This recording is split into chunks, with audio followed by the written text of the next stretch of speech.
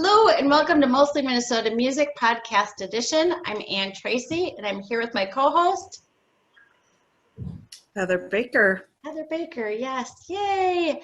We are here to do part of a series that we're sort of doing for the Me Too Minneapolis CD. It is a benefit for Planned Parenthood. We are lucky that it's being released on September 24th with a show, a virtual show that we will talk more about, I'm sure. But we have two of the 17 artists here today. We're excited. We've got Katy Vernon. Hello. Hello. Yes. Thanks for being here. We've got Sarah Morris. Hello. Thanks for being here. Yeah. Maybe just to get started, we'll ask each of you, maybe we'll start with Katy. Just tell us a little bit about how you got involved in the project and sort of the inspiration for your song, Shine. Yeah, well, so, got an email kind of explaining what the project was about. And, it came from Tinderbox. Krista, I've known for probably about 15 plus, no gosh, longer than that, about 18 years, because I think it was right before I had my first baby. And so I've known her off and on for years, and just seeing names of people that were already signed on and involved, like Chastity Brown and Tina Schlesky, Sarah Morris, Mary Bew, it was just really exciting always to be asked. And then you have the kind of doubt and dread, because they wanted original songs. And at first, I didn't know what I was going to write about. But I thought I would kind of come at it from being around in the industry as long as I have. I've got a solid 20 years in at this point and still feel like I'm trying to, break through and get my voice heard. And I've put up with a lot of kind of naysayers along the way. Most of all from myself, actually. You internalize some of that gatekeeping and that kind of old boys club, and internalize within yourself that you're not good enough. And so I just wanted to write a big, screw that, kind of song, and celebrate everything about just getting out there and putting yourself in the spotlight. And if you're lucky enough to get a little bit of that spotlight, then bring along some others, and share that stage. And I have kind of, once I got over my own insecurities to a certain extent, and started to embrace just being a performer and having fun with it and not feeling like I had to apologize for wanting attention, I've always made it a real mission to include other women and bring them along and, share the stage with them. So I ended up writing, a very upbeat, hopefully kind of an anthem about letting yourself and others shine in the spotlight.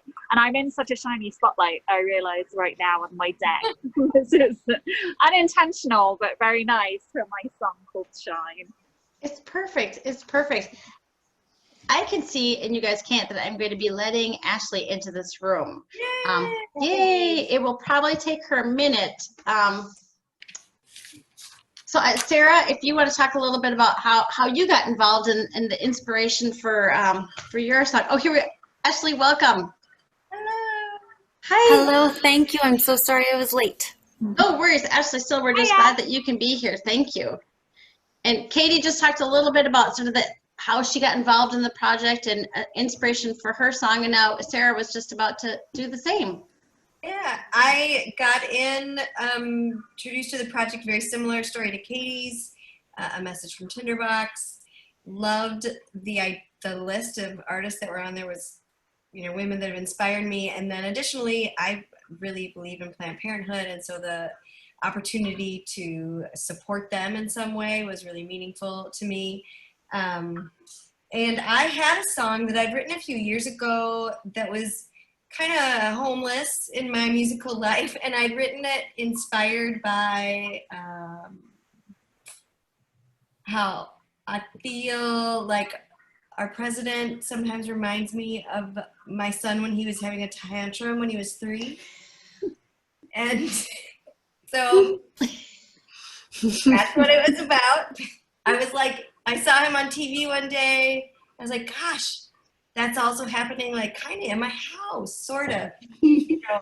But my son, he's going to grow out of it. And so I had the song pretty much written, and then but I wanted it to fit the Me Too theme more explicitly, and so I rewrote the bridge. The bridge now is like my story is their story is her story too, and it repeats in like a cycle. And because I think when I think about the Me Too movement, I think about how one of the most powerful aspects was women sharing their stories, and the other aspect that's so powerful is the way we all rush to support, you know, and lift up and like say, yes, me too, you're not alone. And so so I wanted to make sure the bridge spoke to that. I think that's a very powerful part of the album. I mean, I think that the thing I love about it so much is it unfortunately normalizes things that have happened to probably most of us, if not every woman, you know, out there. But at least it gives it a language, and it lets the listener know I'm not alone. You know. Yeah. And when you hear it happen to someone else, you realize it's not their fault. Well, if it's not their fault, it probably is not my fault either. You know, I think that's good. So Ashleigh, welcome. Can you tell us a little bit about how you got involved in the project and about your song? Thank you. Sure. Yeah. So, I had reached out to Krista at Tinderbox. Johnny Herkert and I had reached out to her to do PR. We started working on a record together in the fall last year, and we were going to release this single, Not Fucking Around, in July. And she said, this song would be perfect for this project we're doing. Could you hold off? Would you be willing to hold off on releasing it and let it be part of this thing? And I said, absolutely. Oh my word. You know, I would love to be part of this. So that's how I got to be involved. And I am so grateful. This song is something I had written like, I don't know, maybe 7 years ago. And I think it got chosen because of the second verse. The whole spirit of the song, not fucking around. Sexual abuse and rape and all of that has been part of my history. All of it by charismatic, powerful white men. That's my story. And at one point, I have had enough. And it's very important to me that people know that it's white men and assholes that are.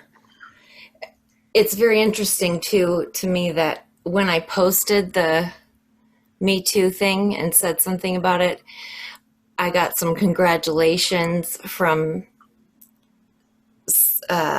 one of the guys that raped me and a couple of the people that assaulted me. Yeah. Like, sort of like, you know, like we're good, right?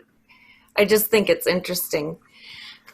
But it's so much bigger to me than like one instance. And it's so much bigger than just my story. It's like our culture and how, I don't know. I'm not very good with words, but I'm just really honored to be a part of this and grateful that my song was chosen. And yeah. I'm so sorry to hear about your story. And I think that your song indicates that you are good with words. Oh, I think you're very good. You're very good. What do you do when somebody who congratulates you for something like that? That's just sounds well, right. You know, it's funny because we all know the answer to that a little bit. I mean, we do, because we've been in situations where you just go, oh, you know, do you not get it to you? Do you think we're good? Do you think we're, you know, and these are the conversations that I think that the CD opens up, and for that I'm grateful. I'm grateful for myself, but you know, like Katy says, I've been around a couple times. You know, I'm grateful for my daughters. You know, so Yeah. thank you so much. How how did you find the strength to kind of say I'm not fucking around anymore?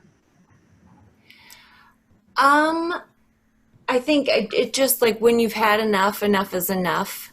And like for instance, like with that one, because the day after it was like I had this whole paragraph planned when I was going to post that, like, I've been violently assaulted, I've been gently raped, you know, like it's been all across the board, you know, like I said no, no, no, and then it happened gently, and then I held him in my lap the next day while he wept and apologized and couldn't look me in the eye, and I comforted him and let him know it's all right, we're good. You know, like, it's going to be all right. I comforted him. I'm not doing that anymore. You know, like, I'm done. You're not getting, like, fuck off. I'm done with that, you know. I'm very grateful. Like, my daughter is everything, like, everything that I've worked very hard to get where I am right now. Like, I'm bold. I don't put up with shit anymore. But it took going through shitty things to get here. My daughter was all of this when she came out of me, you know, like as a baby at 2 years old, she wasn't putting up with shit already, you know. And I feel like our daughters, like, already the next generation is so much better and they will be better off, and I'm really grateful for that. I think you're very right with that. Instead of $3, and yeah, they would say it more quickly than I would. You know, I know they would, and I think that I'm hoping that's because society is changing. Although all of our stories indicate that it hasn't changed enough yet. Right. You know, and it's not happening quick enough. No, because they're still getting away with it, and they still have no problem. Like the guy congratulating me, and like. Or it still baffles me. I'm so sorry for that. And you know, yes, I am speechless, and yet I'm not surprised. You know, because you find these people, as Katie's you say, in the boardroom, you find it, you know, some kind of that bravado, that expectation, and then, you know, as Sarah points out, we may find that in our president. We do. Yeah, it's not okay. And I definitely see my two daughters as being way more bold, and just having more self-belief than I had. I put up with so many things and normalized so many things that I look back on and realize were so abusive. You know, being liquored up, undressed, waking up in bed with someone that, you know, and then feeling you had to thank them for taking care of you when they're the ones that got you in that position. And that was when I was the age, you know, my kids are now. And it horrifies me to look back on that, but it was so normalized. It was so predatory. And yeah, I'm really encouraged by, in the music scene, younger women who do seem to be taking the stage more and speaking up for themselves more. I think, you know, it all has a ripple effect. Yeah, give me the confidence of a 3-year-old girl, though. Oh my God. I know Sarah knows about that. The best. Yeah. It sounds like there's a specific story behind that. Oh, for me?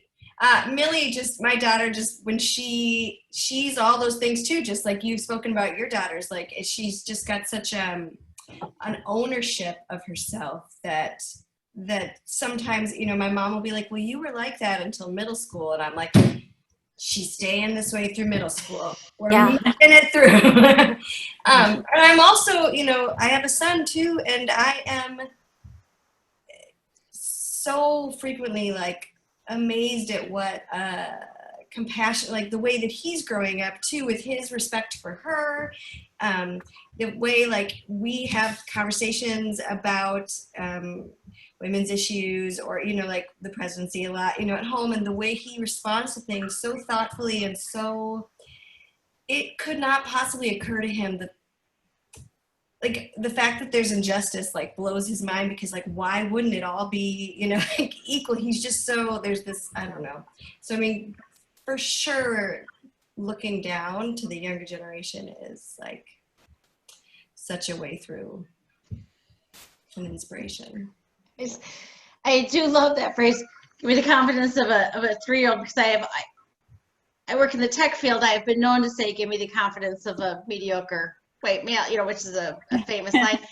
And I spend way too much thinking about it, because at first it was kind of a joke and it was a little snarky, and then I was like, no, give me that confidence. Give me that confidence. Just give me the confidence to say, I almost sold $1 million of stuff today. I'd be humbly say, and that's not even in line with my work, but I'd be humbly like, I sold 10,000, but he almost sold 1 million. I guess that's better. That like, give me the confidence to, and it sounds like Katy with Shine, you certainly found that confidence.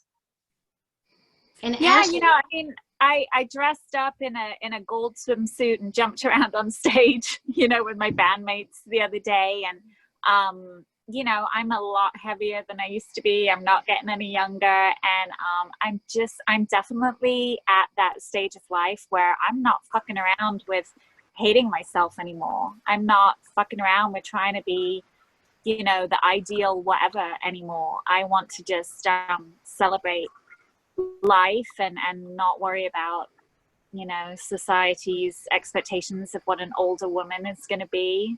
I think there's just as much ageism in music as there is sexism. I'm battling both, and I don't want to hide my light under anyone anymore. And gigs are few and far between, so I'm going to dress up and enjoy the ones I get. It gives me goosebumps, Katy. and you were gorgeous. I saw that you were gorgeous, and honestly, you're probably just about the same size as Marilyn Monroe was. I think that the definitions. I think you looked perfect. Thank you. Thank you. I think you filled it out perfectly. I filled it out. Yeah, it's very good. Well, but no. I mean that in the best of way. You don't. That's. I just thought it was. I thought it was gorgeous, so it's good. It's good to get that. Yeah. I was going to say a celebration, and it's a tough record. There's some really moving songs, obviously, like Ashleigh's "Mary Views" is hard to listen to. I've had it in my head all day. Yeah. But that's what the record's all about, is that women and our stories are not a genre. There's a lot to say. There's a lot of variety. And I wanted to, hopefully have a very positive song, but it comes from real frustration and anger at how many women have been shut down and shut out. How many voices we've never heard because they haven't had the confidence to kick down the doors. So that's what that's about.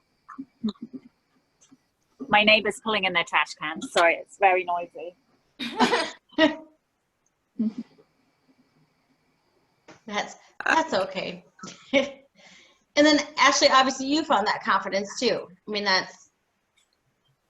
and the difference that it's made now in your life is fantastic.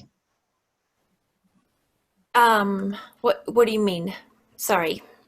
Well, to say I'm not fucking around, just to move on from, Yeah, and I found the confidence. It's more like I don't care. Like, who cares? Like, I used to care so much about things that just don't matter. I'm trying to think of a better way to say it. Like, I think that's a good way to say it. I mean, I think we can all think of things that we, spend a lot of time. And on a good day, I don't spend as much time, but on a bad day, I still spend a lot of time on some of those things. Mm-hmm. Yeah. Like I used to care, like I don't want anybody to look at me. I'm too tall. I'm too all this stuff, appearance, and fuck it. Who the fuck cares? None of it matters. None of it matters. No. On a very superficial note, I do love your hair right now, Ashleigh. Oh, thank you. Good. Very pretty. I just did it last night. Oh, Cute. Thank you. Another thing I wanted just to mention, in thinking about my history with sexual abuse and whatever, my dad has shaken hands with I think all but one of my rapists and thanked them, not for raping me, but thanked them because I had a boss. I worked at Ameriprise here in town, like my Barbie goes to work corporate job that I got a really good job for a while. That was really fun. I had a house in Tangletown and it was a great job. But he was an awful boss. For a while, he harassed me because I didn't match his hours. And then I put out the Hollywood record with Jeff Arundel. This was like 10 years ago, I guess, almost. And then he decided he was going to try to make me his girlfriend and sexually harassed me, eventually physically, like it led up to that. And then I told on him, and about a month later, I was fired. And then I told everything, told on him. And then I got fired, obviously lost my house at Tangled. My whole world fell apart. And then he got fired. Eventually he did the same thing, like verbatim. I got a lawyer, but they said because Ameriprise is such a huge company and like they're airtight with their team of lawyers. But I have like imprinted in my brain, like the images of my dad. I remember my dad shaking Gary's hand at the Hollywood CD release, like thanking him for like giving me a job, giving me a chance, you know. It's like, God, all these assholes. Just, Did you know, you talk to patting your each dad? other on the back for giving these poor girls a chance. It's like, fuck you. Have I you could ever run talked to your dad circles about around this? all of you losers, you know? My boss would just sleep at his desk. I did his job. I worked for his wife. I did her job. They're making 6 figures. I'm doing all of their jobs. Fat losers with big dicks. Nobody cares. No, and it gets to a point where society's got to not be fucking around anymore. Because I think you make a good point where it's, oh, thanks for hiring her. And I think we've moved away from that to some degree. Although, as I said, I work in the tech field. There are times where it's, you know, oh, it's you know, well, yeah, also I was qualified. You know, Yeah. and you were absolutely qualified too. You know, I mean, but the frustration to go through that and to not have them take you seriously. But, Yeah. and Katy, I think you had a good question too. It's really, you know.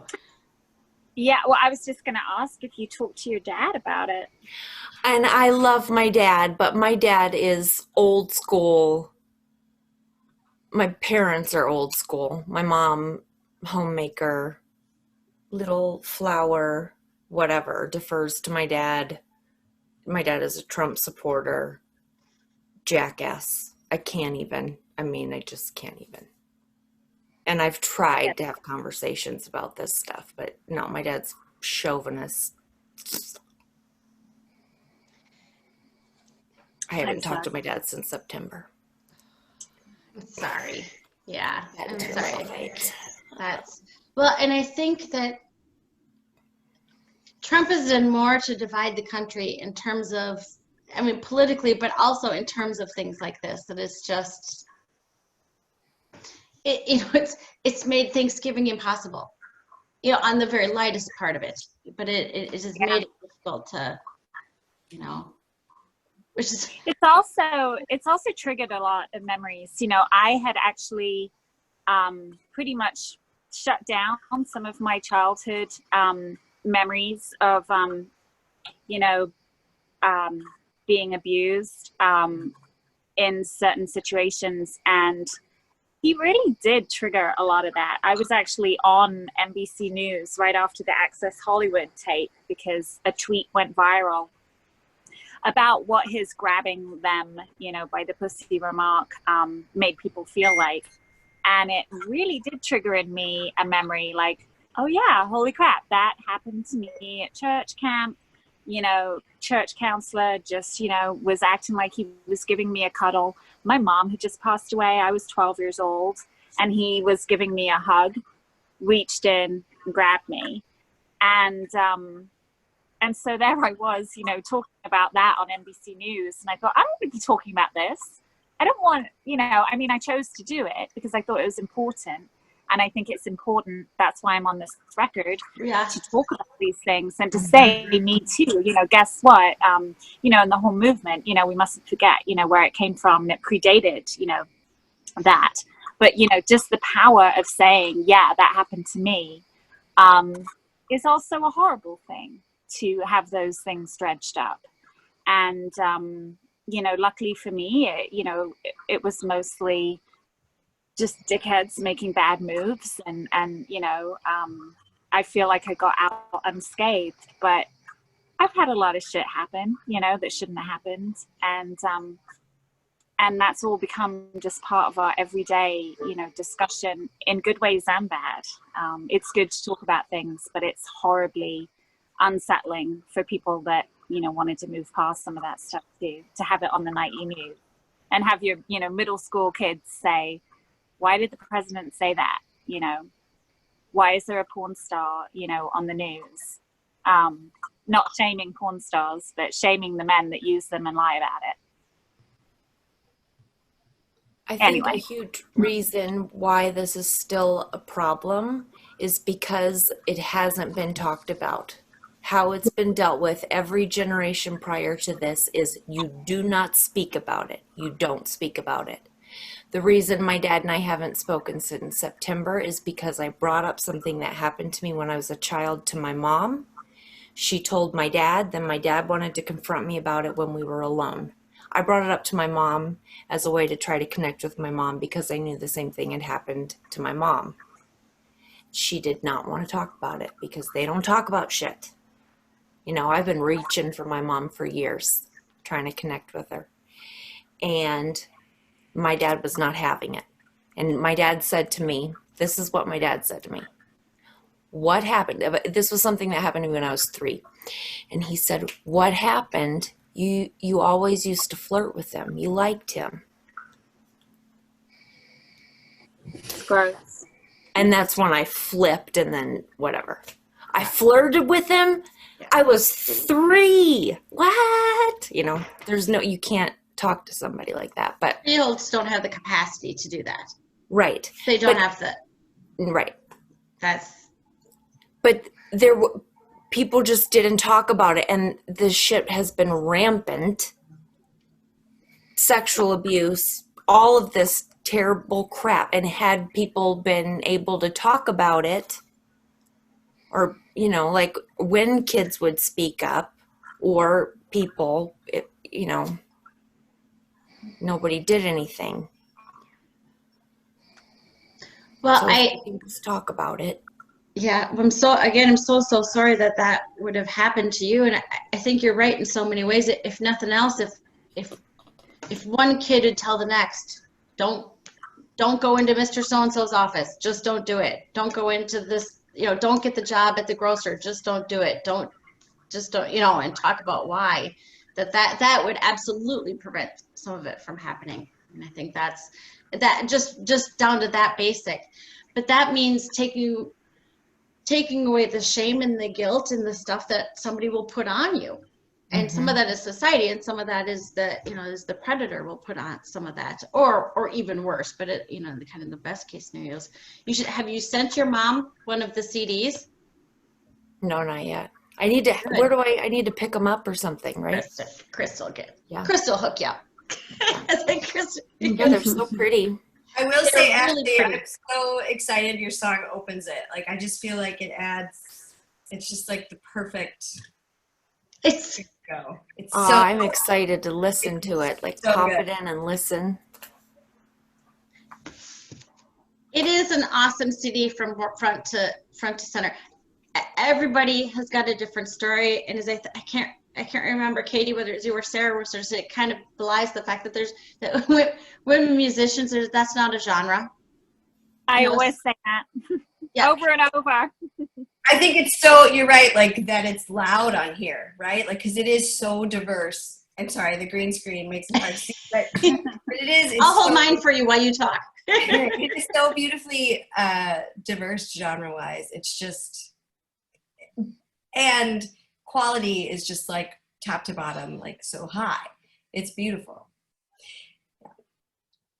It is beautiful, and you know, it's at times it's really fierce and angry, and it's sad and it's moving.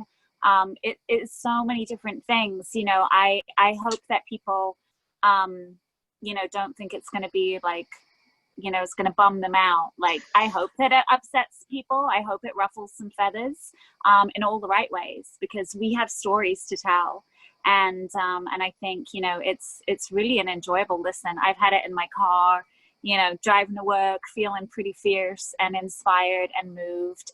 And I'm really proud to be a part of it. You know, when you're invited to do something, you never know, you know, you don't have the big picture, so you don't know what it's going to sound like. And it's so much better than I could have even dreamed. So I love it. I hope people enjoy it. I think it's very empowering. And I'm somebody, I don't like sad movies. You know, my sister will watch Terms of Endearment once a month, loves it, cries, and I'm like, oh, well, I saw it once. It's not that I didn't like, but it's not for me. So I listened to it with some trepidation. I was like, ooh. So I'm not going to say I didn't tear up a bunch. I may have, but it's very empowering. It's not, you know, it's just amazing. It's just an amazing CD. It's very empowering. And I have it in my car, so I listen to it a lot too.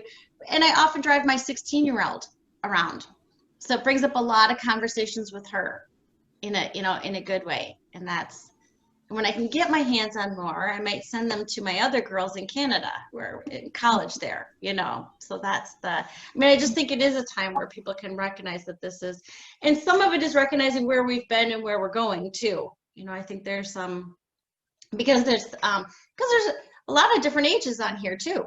Yes. I like that. Yeah.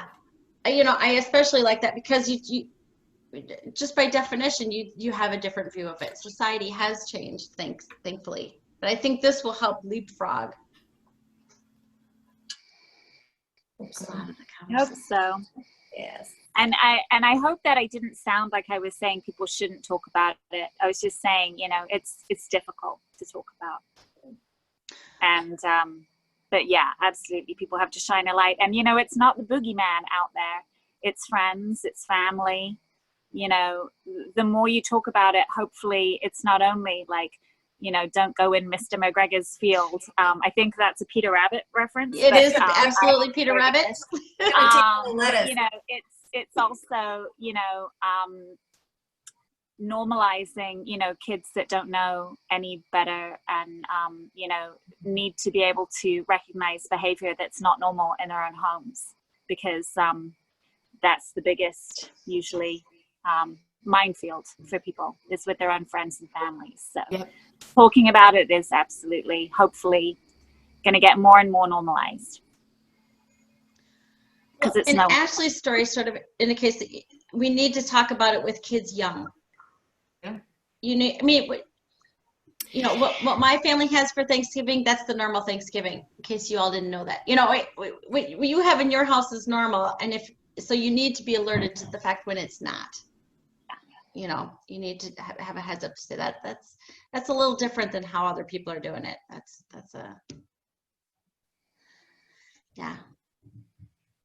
So hopefully And I think it will start the conversations. I think it's already starting the conversations. Do you know that there's almost $2,000 has already been raised through the donations for this? That's This is amazing. going in Mike Pence's name. Is that what I heard? Oh, well, I love that. Yes. That's what I heard, and I think that's hysterical, and I love it so much. That is hysterical. Or even like Karen Pence would work too. They both of them. Yeah, anything like that, I love it. Isn't that? Yeah, yeah. No, it's a great cause. It's a great. So the CD release is September 24th, and will include a virtual performance, and some shows have been pre-recorded. Katy, maybe you can tell us a little bit about the pre-recording, because I know you're one of the pre. Yeah. Well, it was the first time since February that my band all gathered. We all wore masks, and we gathered to play at the Hook and Ladder this past Saturday. And once we were kind of all up on stage, a few of us, trumpet player and vocals, took our masks off, and just cavorted around on stage like the old days, and just tried to celebrate being a band and making noisy music. You know, I love doing acoustic shows. I love playing, wherever I can, and getting creative right now, but nothing beats playing on a stage with the band. So it was a real honor, and everyone involved, was so just kind of happy to be there making music. And I wore a very sparkly outfit to celebrate the occasion. So hopefully, on the night people enjoy it. And I know Sarah will be playing at the Hook on the night. So I know. I'll be tuning in. So you can tell, I don't know if there's any more to tell us about that, about the night. Are you? I think that'll be, they have 3 live performances, so it'll be like this really beautiful combination of pre-recorded and live. I know that my band and I are going to kick off with a 30-minute set right at 7. Nice. And I can't wait. And I did one other live stream from the Hook, and they have done such a beautiful job with their lives. I mean, their live streams are gorgeous. They sound amazing, and they are very concerned about everyone feeling safe and comfortable. And I love that. Like, we had a similar experience where everyone was masked, everyone was respectful, everyone gave themselves distance, and that feels so, that tenor of respect in that way is part of the tenor of respect that goes through all of these things, right? Like, just treating one another with that and receiving that from venues is always, it's a good thing. It's what we want. So I'm glad we're partnering with them. Nice. Yeah. Yes. Yeah. It's very, well, just a quick nod to how lucky we are that the Hook is still around. Right? Yep. And for anybody listening not in the Twin Cities, they are about this far from the 3rd precinct in Minneapolis. That went down 2 months ago. So it was amazing to see how they've fixed up. So Sarah, help me, because I know Maida is joining you on the night of. And Tina Schlesky is also live, but from California, I think. Okay. It's the future. We can do this stuff. It is amazing. It's amazing. Yes. And Ashleigh, you'll have songs that night too? Yes, we're just doing the one. Yeah. And we recorded it at the studio. Nice. Mm-hmm. All the people that played on the recording. Very cool. My second song of the night, I was just going to say, my second song of the night is a song I wrote actually 2 records ago called 23. And when I was interviewed for that release, I was actually too timid to even say what the song was really about. I was even asked by the Star Trib, tell us about the song. And I was like, oh, it's about whatever. And it's about being fucking pissed off about being treated as though if you haven't made it by the time you're 23, you're washed up. And it's about reality shows and how you can become an overnight sensation. And if you actually put the time in and spend your life writing songs and trying to get better at them, you're washed up and forgotten about. And so it's a really fierce song. And even a record ago, I was too shy to actually say that's what it was about. And, you know, I'm disappointed with myself because it's a people-pleasing popularity contest type endeavor that we're all in. And Ashleigh's right. You know, you have to get to a point where you don't care about that. But it's very difficult because it does still feel a bit like high school.